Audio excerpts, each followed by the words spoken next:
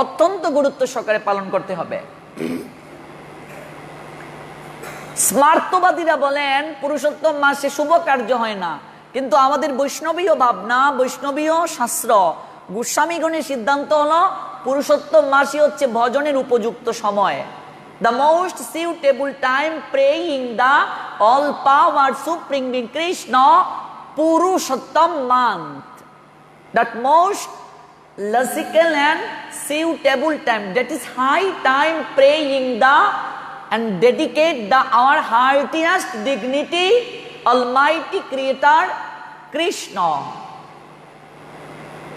Extreme pleasement omnipotent Maker Krishna, if we dedicate our heartiest dignity all power supreme being Krishna Purushottam month.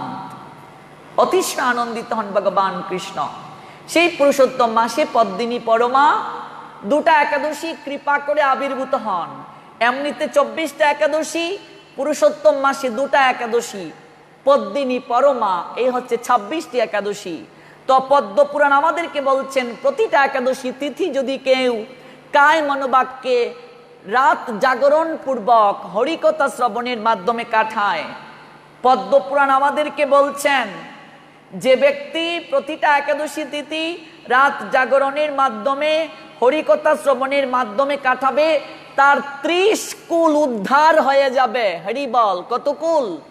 30 কুল উদ্ধার হবে। গুরু মহারাজ যে আমাদেরকে রাত জাগরণ করার কথা বলেছেন, দেখুন কেন বলেছেন, কতটা গুরুত্বপূর্ণ।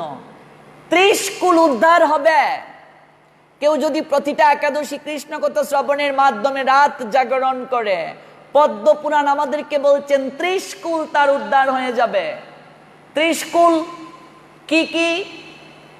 পদ্মপুরাণ আমাদেরকে বলছেন পিতৃকুলের পূর্ব 10 পুরুষ, আমাদের পিতৃকুলের পূর্ব 10 পুরুষ, মাতৃকুলের পূর্ব 10 পুরুষ, এই হলো 20 কুল। পিতৃকুলের পূর্ব 10 পুরুষ, মাতৃকুলের পূর্ব 10 পুরুষ, 20 কুল পেলাম। আর 10 কুল কোথায়?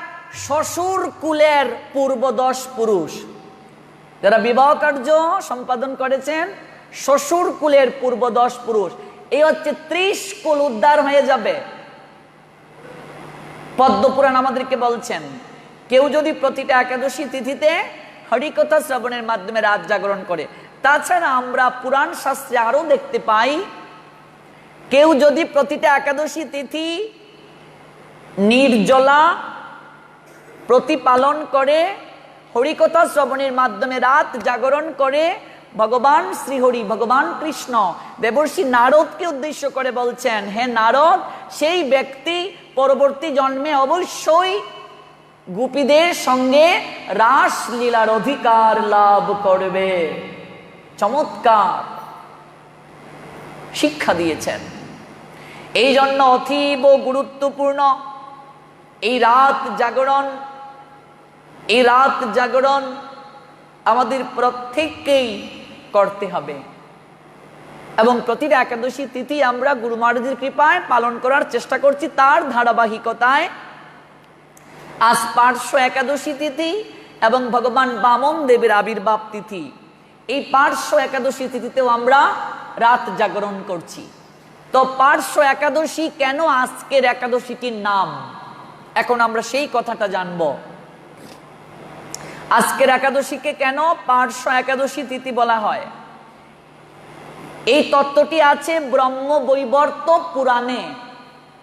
ব্রহ্মবৈবর্ত পুরাণে যুধিষ্ঠির শ্রীকৃষ্ণ সংবাদে বর্ণিত আছে। একদা যুধিষ্ঠির মহারাজ, ধর্মরাজ যুধিষ্ঠির ভগবান শ্রীকৃষ্ণকে প্রশ্ন করেছিলেন, অহে প্রভু,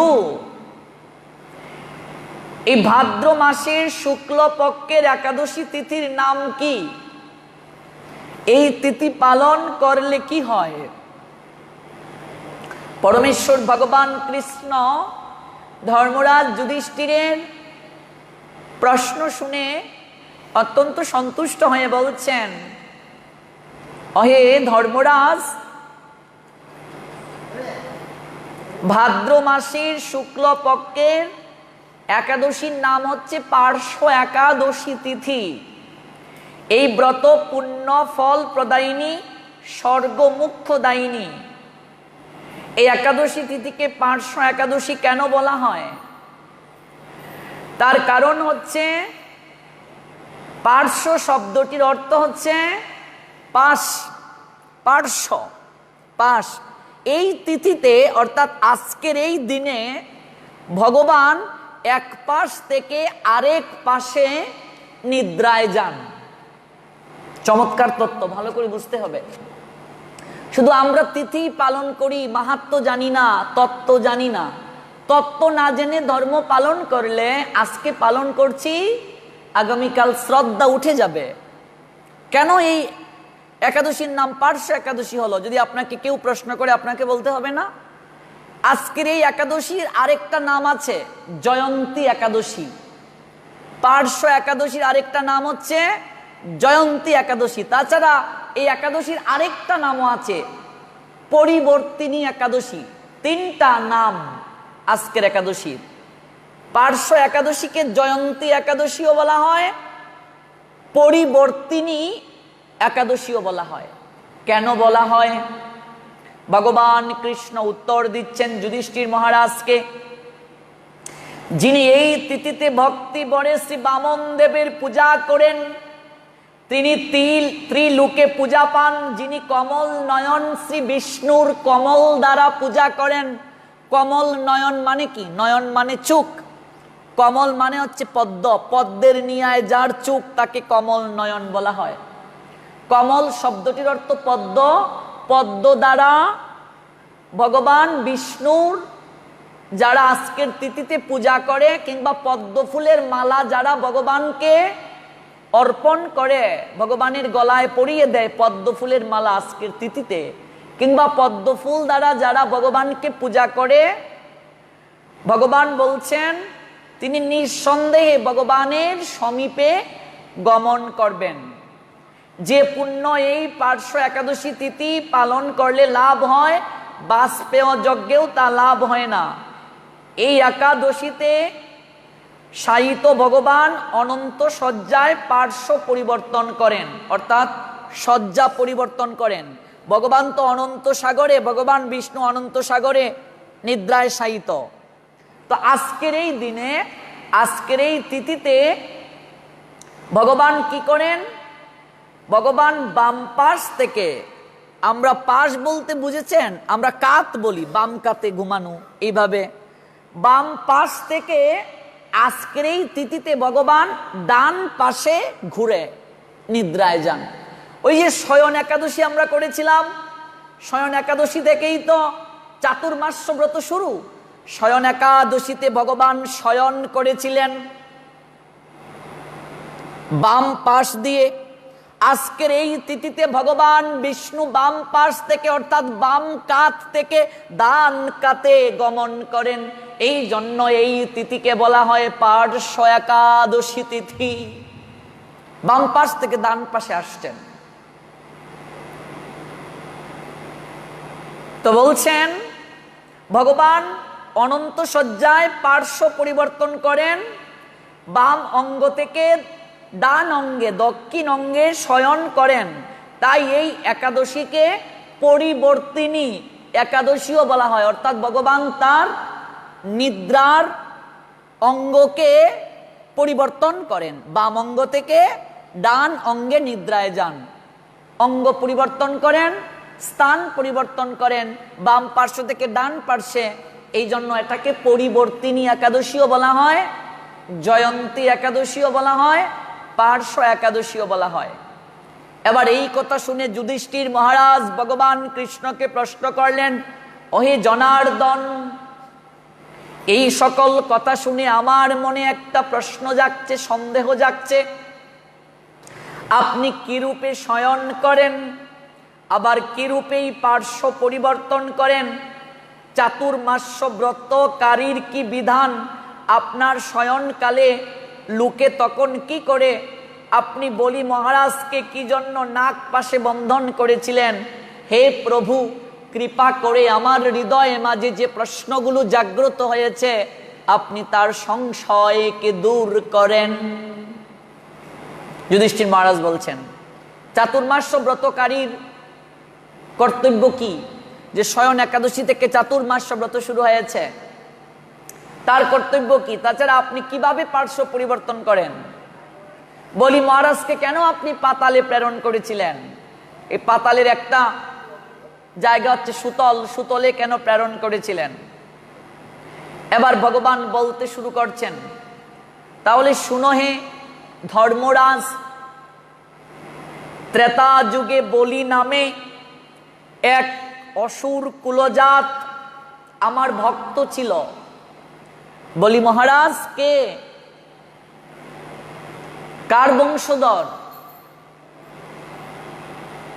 বলি মহারাজ কার বংশধর? এই চমৎকার লীলাটা ভাগবতে আছে, প্রহ্লাদ মহারাজের বংশধর বলি মহারাজ। তো এই বলি মহারাজ অসুর কুলে জন্ম নিয়েও ভগবানের ভক্ত ছিলেন।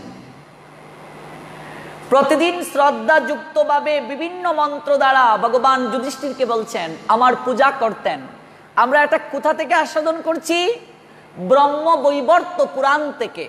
এতক্ষণ জানলাম পার্শ্ব একাদশী কেন নামকরণ করা হলো। ওই পার্শ্ব একাদশীর কথা শুনেই যুধিষ্ঠির প্রশ্ন করলেন, তাহলে বামন দেবের যেহেতু তুমি বলেছ মূর্তি নির্মাণ করে এই তিথিতে অর্চন করলে তুমি সবচেয়ে বেশি সন্তুষ্ট হও, তাহলে কেন তুমি বলিকে সুতলে প্রেরণ করলে? কেন তাকে বন্ধন করলে? সে তো সবকিছু তোমাকে সমর্পণ করে দিয়েছিল, তাহলে তুমি কেন তাকে সুতলে প্রেরণ করলে? এবার ভগবান লীলাটা বলছেন, মন্ত্র দ্বারা সে পূজা করত, যাগ যজ্ঞাদিতে সাহায্য করত। কিন্তু কিছুদিন পর দেবরাজ ইন্দ্রের প্রতি তার বিদ্বেষ হয়, স্বর্গকে সে অধিকার করে নেয়, স্বর্গ জয় করে নেয়। স্বর্গ জয় করে স্বর্গ থেকে সমস্ত দেবতাদেরকে বিতাড়িত করে দিয়ে দেয়, স্বর্গ থেকে সমস্ত দেবতাদেরকে বিতাড়িত করে দেয়। শুধু এখানেই শেষ নয়, স্বর্গ মর্ত পাতাল অধিকার করে নেয় বলি মহারাজের একটা সুখ্যাতি ছিল, তিনি দান করতেন, দানশীল।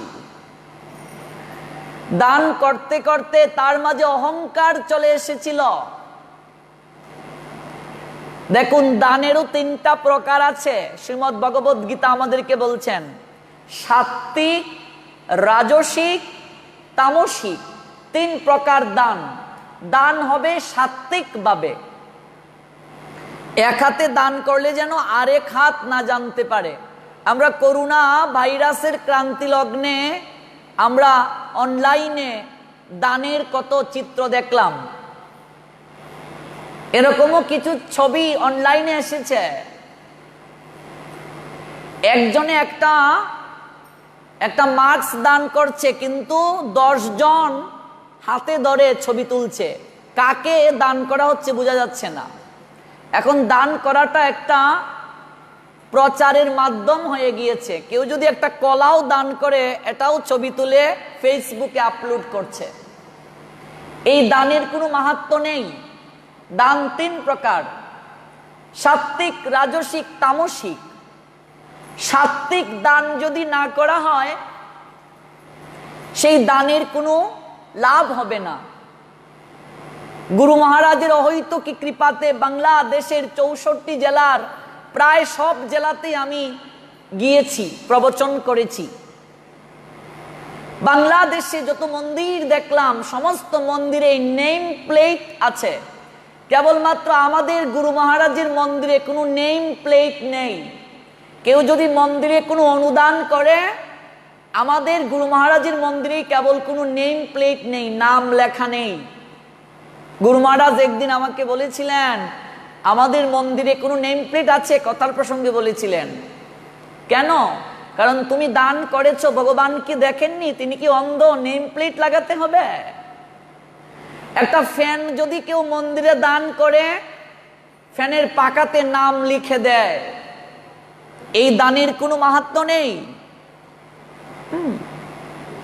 10,000 টাকা মন্দিরে দান করলেও বিভিন্ন মন্দিরে দেখা যায় দাতার যে লিস্ট আছে সেই লিস্টের মাঝে নাম লেখা থাকে, কোনো মাহাত্ম্য নেই।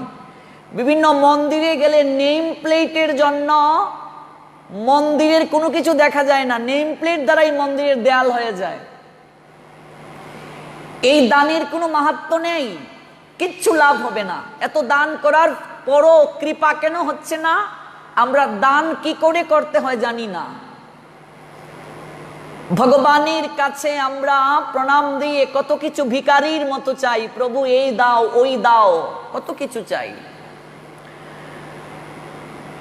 কিছু জায়গাও যদি ভগবানের মন্দিরে দেয়া হয়, আমরা বলি এত শতক জায়গা ভগবানকে দিলাম। ভগবান হয়তো মৃদু মৃদু হাসেন, তিনি বলেন জগতে তুমি কাপড়টা পর্যন্ত নিয়ে আসো নাই, নগ্ন হয়ে এসেছিলে, যাবে যখন কাপড়টা রেখেই তোমাকে শ্মশানে তোলা হবে। শ্মশান বন্ধু যারা যারা তোমাকে অন্ত্যেষ্টিক্রিয়া করতে গিয়েছে, তাদের হৃদয় মাঝে যেন এই চেতনাটা জাগ্রত হয়, যেভাবে আমরা জগতে এসেছি সেইভাবে আমাদেরকে জগৎ থেকে যেতে হচ্ছে। এটা হাসির কথা কি নয়? আমরা ভগবানকে কি জায়গা দেব? তুমি করিয়া সৃজন প্রভু করতেছ পালন, তুমি বিনা বান্ধব কেহ নাই রে ত্রিভুবন, তোমার ধন তোমায় দিতে মতি যেন রয় মনে। ভগবানের জিনিস ভগবানকে দেব, এটা আবার নেম প্লেটের কি আবশ্যকতা আছে? আমরা ঠাকুরকে প্রণাম দিয়ে বলি, ওহে মদন মোহন, আমার ছেলে যদি গোল্ডেন প্লাস পায়, আমি তোমাকে বিশাল করে একটা চাল কলা দিয়ে ভোগ দেব। ঘুষ দিচ্ছি ভগবানকে। এবার ছেলে গোল্ডেন প্লাসও পেল না, অনন্ত কোটি বিশ্ব ব্রহ্মাণ্ডের মালিক ভগবান মদন মোহনের কপালেও চাল কলা জুটল না। আমাদের অদ্বৈত ধামে যারা গিয়েছেন পন্তীর্থে স্নান যাত্রায়, এখন কিছুটা কমেছে, যেহেতু একেবারে আমার বাড়ির পাশে ছোটবেলা থেকে আমরা যাই, সেই অদ্বৈত ভূমিতে বারুণী স্নান যাত্রায়, পন্তীর্থ স্নান যাত্রায় আমরা ছোটবেলা দেখেছি হাজার হাজার পাঠা, ছাগল, কবুতর ছাড়া হতো, মানত নিয়ে আসা হতো। এক মাতাজি 10 হালি ডিম নিয়ে এসেছে পন্তীর্থে, এক হালি ব্যাগ থেকে বের করছে, তারপর বলে আরেক হালি, এভাবে বের করতে করতে 10 হালি। তো মাতাজির বাড়ি এই জায়গায় নয়, বরিশাল। কি ব্যাপার, এত ডিম কেন বের করে? আমি বলছি কিতাগো মা, এত ডিম কই থেকে আনছো? সিলেটি ভাষা বুঝে না। মুই মাতারির ঘরে অসর অসর মাতারি হয়, মানে ওরা মেয়েকে মাতারি বলে। মুই মাতারির ঘরে মানে আমার মেয়ের ঘরে অসর অসর মানে বছর বছর মাতারি হয়, মেয়ে হয়। তাই মানত করেছি এবছর যদি হুত হয়, মা গঙ্গাকে 10 হালি ডিম দেব। আমি বলি আর মানত করার বিষয় পেলে না, মা গঙ্গাকে 10 হালি ডিম খাওয়াবে। মা গঙ্গা কে গো? এটা তো বলতে পারি না। মা গঙ্গাকে জানে না, 10 হালি ডিম নিয়ে এসেছে, মা গঙ্গাকে খাওয়াবে। মা গঙ্গাকে ডিম খায়। মা কালী দুর্গার কাছে প্রণাম দিয়ে বলি, মা আমার মেয়ের ঘরে যদি ছেলে হয়, একটা না ডাবল দেব পাঠা। তোমার মেয়ের ঘরে ছেলে হবে, এই জন্য নিরীহ পশুর প্রাণ নেবে। তো এটা কি এক্সচেঞ্জ নয়?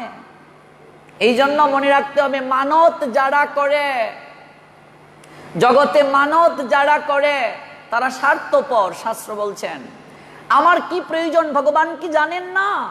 আমি যখন ছোট ছিলাম, আমার কখন খাবারের প্রয়োজন, কখন স্নান করার প্রয়োজন, মা কি জানতেন না? বলতে হতো। ঠাকুরকে প্রণাম দিয়ে আমরা বলি, ঠাকুর তুমি আমাকে এই দাও, তোমাকে ওই দেব।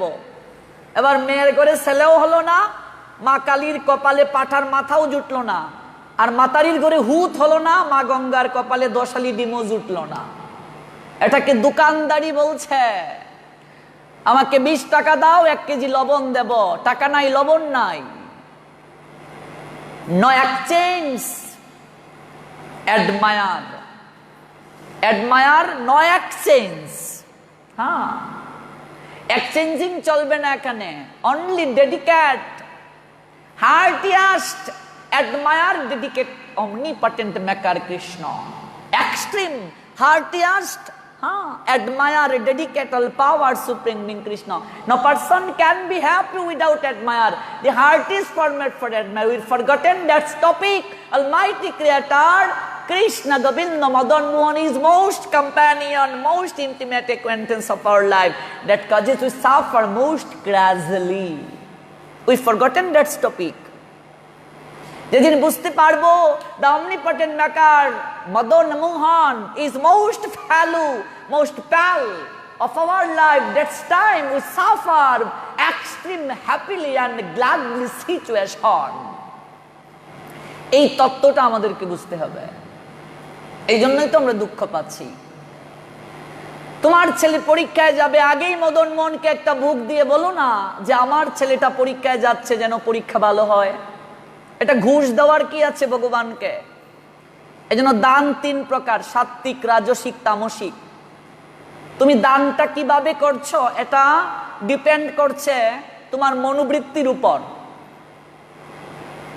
শ্রদ্ধার সহিত যদি দান না করা হয়, অবশ্যই সেটা সাত্বিক দান রূপে প্রতীত নয়। বলি মহারাজ দান করতে করতে অহংকারী হয়ে গিয়েছেন, আর হৃদয়ে মাঝে বিন্দু মাত্র অহংকার যদি থাকে তাহলেই পতন হয়ে যায়।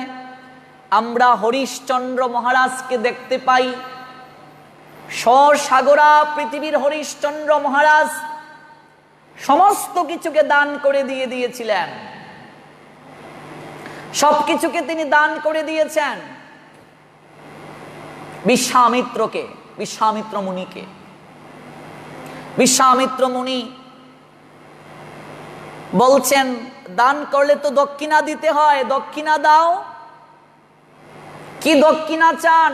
এই রাজকুশ থেকে কে আছিস রে? হীরা মণি মাণিক্য স্বর্ণ অলংকার আদি নিয়ে আয়।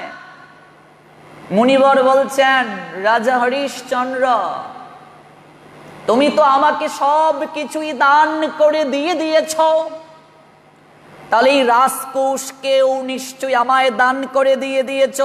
এই রাজ্যের সঙ্গে তো রাজকুশও আছে, তাহলে রাজকুশের প্রতি তো তোমার অধিকার নেই। রাজকুশও তুমি আমায় দান করে দিয়েছ। দক্ষিণা যদি কিছু দিতে হয়, এই যে তুমি স্বর্গ মর্ত পাতালের অধীশ্বর, এই কোনো কিছু থেকে তুমি আমাকে দক্ষিণা দিতে পারবে না, কারণ দান করে দিয়েছো। এই সমস্ত কিছু এখন আমার। বিপদে পড়ে গেলেন রাজা হরিশ্চন্দ্র মহারাজ, কারণ দান করলে দক্ষিণা দিতে হয়, দক্ষিণা না দিলে তো এই দানের মাহাত্ম্য থাকে না। কি করবেন? দক্ষিণার অর্থ সংগ্রহ করার জন্য নিজে চণ্ডালের কার্য নিয়েছিলেন। সবাই জানি আমরা। সহধর্মিনী শৈব্যাকে এক ব্রাহ্মণের গৃহে বিক্রি করেছিলেন, কাজে দিয়েছিলেন। পুত্র রোহিতাশ্ব সর্পদংশনে মারা গিয়েছিলেন। সেই করুণ লীলা। পরবর্তীতে যদিও তিনি সবকিছুকে আবার ফিরে পেয়েছিলেন, পরীক্ষায় যখন তিনি উত্তীর্ণ হয়েছিলেন, সেই রাজা হরিশ্চন্দ্র সবাইকে নিয়ে দানের প্রভাবে, পুণ্যের প্রভাবে যখন রথে চড়ে স্বর্গে গমন করছিলেন, সবাইকে নিয়ে যাচ্ছেন, এমনকি গৃহের যে কুকুর আছে, বিড়াল আছে, এগুলোকেও নিয়ে যাচ্ছেন। স্বর্গে যাবেন রথে চড়ে, সবাইকে নিয়ে যাচ্ছেন। এবার দেবর্ষি নারদ ভাবছেন, ওরে বাবা, সবাইকে নিয়ে স্বর্গে চলে আসছে, স্বর্গের তো পরিবেশ নষ্ট হয়ে যাবে। আর দেবর্ষি নারদ সব জায়গাতে একটা ঝামেলা বাঁধিয়ে দেন লোকশিক্ষার জন্য। তাই দেবর্ষি নারদ স্বর্গদ্বারে এসে হরিশ্চন্দ্র মহারাজের সম্মুখে দাঁড়িয়ে অত্যন্ত বিনয়ের সঙ্গে বললেন, হে রাজন, আপনি এমন কি পুণ্য করেছেন যে পুণ্যের প্রভাবে আপনি সবাইকে নিয়ে সশরীরে স্বর্গে গমন করেছেন? এমন কি পুণ্য করেছেন যে পুণ্যের প্রভাবে আপনি সবাইকে নিয়ে স্বর্গে আসছেন?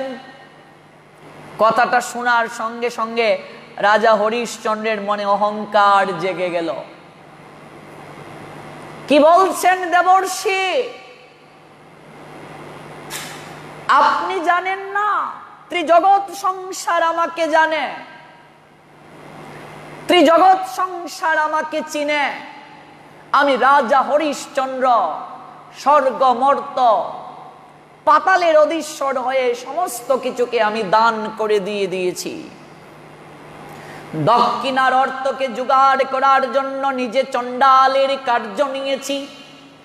আমার সহধর্মিণী ব্রাহ্মণের গৃহে চাকরানিতে নিযুক্ত হয়েছিল।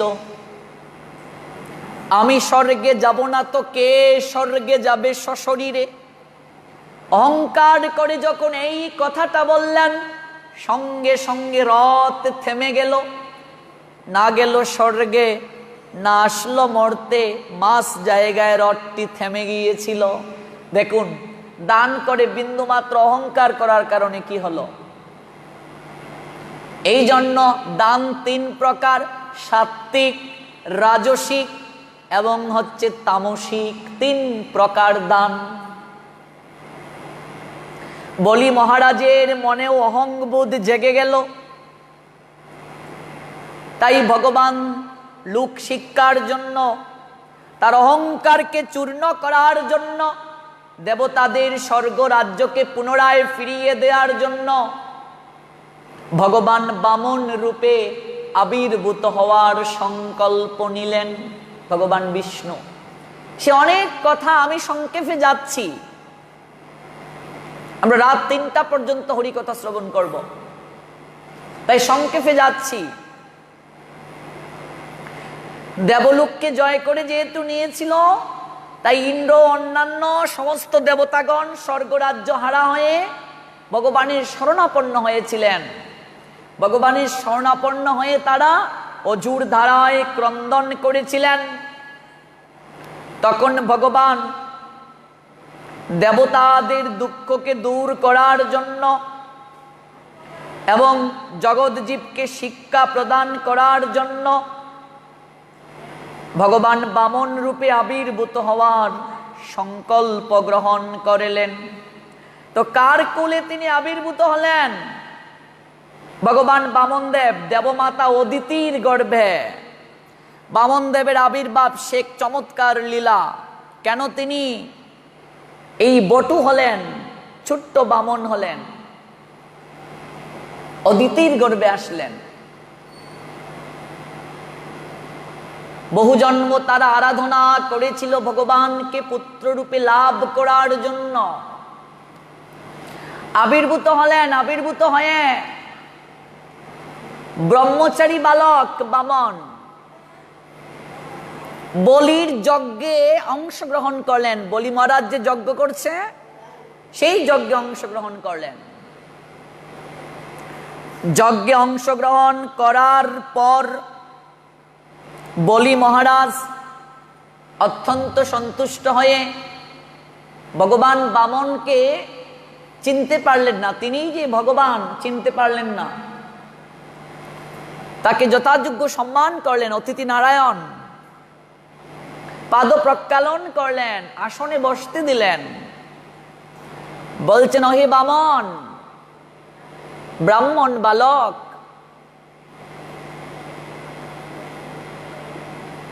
আপনি আমার যজ্ঞে কৃপা করে এসেছেন, বলুন আমি আপনার কি সেবা করতে পারি? ছদ্মবেশ ধারণ করে যেহেতু ভগবান এসেছেন বামন রূপে, তাই বামন বলছেন, হে রাজন, আমি তোমার নিকট কিছু চাইতে এসেছি, কিছু চাইতে এসেছি আমি। কিছু চাইতে এসেছো, কি চাইবে? রাজত্ব চাও, ইন্দ্রিয় তৃপ্তির জন্য উপঢৌকন চাও, অপ্সরা চাও, হীরামণি মাণিক্য স্বর্ণ ইমারত এইগুলো চাও? আমি এইগুলো কিছুই চাইনি রাজন। আমি অন্য একটি বাসনা নিয়ে তোমার কাছে এসেছি, বলো তুমি আমায় দেবে? আমার সাধ্যের ভিতর যদি হয় অবশ্যই আপনাকে দেব। তুমি ত্রিসত্যে অঙ্গীকারবদ্ধ হও, তুমি দেবে কিনা? আমার সাধ্যের ভিতরে যদি হয় অবশ্যই আমি আপনাকে দেব। আমি ত্রিসত্যে অঙ্গীকারবদ্ধ হলাম। এবার ভগবান বামনদেব বলছেন, তাহলে বলি তুমি আমাকে ত্রিপাদ, ত্রিপাদ মানে তিনটা পদ, পদ মানে কি? পা, তিন পা রাখার জায়গা দান করো, তিন পা রাখার ভূমি দান করো। বলি মহারাজ মৃদু মৃদু হেসে বলছেন, এ কি বামন, এ কেমন কেমন চাইলে? মাত্র তিনটা পা রাখার জায়গা চাইলে? তুমি এমনিতেই তো অনেক ছোট, অনেক ক্ষুদ্রাতি ক্ষুদ্র, আর তোমার পাই কতটুকু? ছোট্ট একটা পা। আমি ত্রিলোকের অধীশ্বর, আমার কাছে তিন পা রাখার জায়গা চাইছো? তাছাড়া তোমার তো দুইটা পা, আরেকটা পা কোত্থেকে আসবে? তিন পা রাখার যে জায়গা চাইছো, তোমার তো দুই পা, আরেক পা কোথায় পাবে? বলি মহারাজের গুরুদেব শুক্রাচার্য তিনি বলিকে বারবার হুঁশিয়ারি দিয়ে বলছিলেন, বলি তুমি এই বামনকে দান করিও না, তুমি সর্বস্ব হারাবে। ও ছদ্মবেশ ধারণ করে এসেছে, স্বয়ং বিষ্ণু। গুরুদেবের কথাও শুনলেন না, বলি অঙ্গীকারবদ্ধ হলেন, তিন পা রাখার জায়গা দেবেন। ত্রিসত্যে অঙ্গীকারবদ্ধ হয়ে অহংকার করলেন, মাত্র তিন পা রাখার জায়গা চাইছো না? আমি এত এত কিছু দান করি আর তুমি মাত্র তিন পা রাখার জায়গা চাইছো, এ কেমন চাওয়া তোমার? অহংকার করলেন। ভগবান অহংকারকে চূর্ণ করছেন, অহংকার সহ্য করতে পারেন না। মনে রাখবেন, ভগবান দুটা জিনিস সহ্য করতে পারেন না। এক হচ্ছে ভগবান কারো অহংকার কিংবা দর্পকে সহ্য করতে পারেন না, তাই তো ভগবানকে বলা হয় দর্পহারি জনার্দন। দর্পহারি, দর্প মানে অহংকার, হারি মানে হরণ করা। দর্পহারি, যিনি দর্পকে হরণ করেন তাকে বলা হয় দর্পহারি। আর ভগবান দর্পহারি, অহংকারকে ভগবান চূর্ণ করেন। অহংকারী ব্যক্তিকে ভগবান কখনো ভালোবাসেন না, অহংকার ভগবান সহ্য করতে পারেন না। দুই নম্বর বিষয়, ভগবান ভক্তের নয়নের জলকে সহ্য করতে পারেন না। দুটা বিষয়ে ভগবান সহ্য করতে পারেন না। এক হচ্ছে ভগবান অহংকার সহ্য করতে পারেন না, আর দুই হচ্ছে ভগবান নয়নের জল সহ্য করতে পারেন না। বলির অহংকার হলো মাত্র তুমি তিন পা রাখার জায়গা চাইছো, তাছাড়া তুমি এতটাই খাটো ক্ষুদ্র, তোমার পাই আর কতটুকু জায়গা ধারণ করবে? দুইটা তোমার পা আছে, আরেকটা পা কোত্থেকে আনবে? আমি তো ভেবেছি তুমি আমার কাছে রাজত্ব চাইবে, স্বর্ণ হীরা মণি মাণিক্য চাইবে, ইন্দ্রিয় তৃপ্তির উপঢৌকন চাইবে। মাত্র তুমি তিন পা রাখার জায়গা চাইছো, এটা একটা বিষয় হলো। আমি বলি, আমি দান করতে কৃপণতা করি না, কার্পণ্য জনিত দুর্বলতা আমার মাঝে নাই। অহংকার করলেন।